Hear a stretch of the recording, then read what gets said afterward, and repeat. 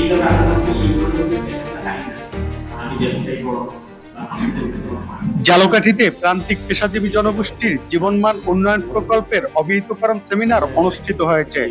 সদর উপজেলা পরিষদ অডিটোরিয়ামে শনিবার সমাজসেবা অধিদপ্তর আয়োজনে এ সেমিনার অনুষ্ঠিত হয়।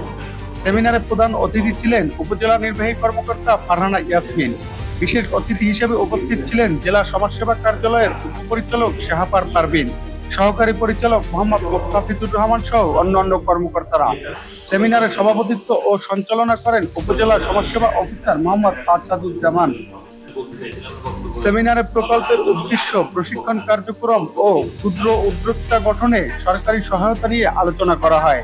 এ সময় বক্তারা বলেন, প্রকল্পটি প্রান্তিক জনগোষ্ঠীকে স্বাবলম্বী করতে কার্যকর ভূমিকা রাখবে।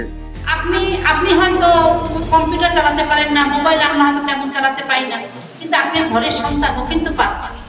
আপনাকে কিন্তু জানতে হবে যে নবতর প্রযুক্তির মাধ্যমে কে কিরকম পণ্য উৎপাদন করে। ওইটার সাথে টিকে থাকতে হলে আমাকে আরো কত আইডিয়া গ্রহণ করতে হবে, এটা ছাড়া কিন্তু এটা আসলে হবে না।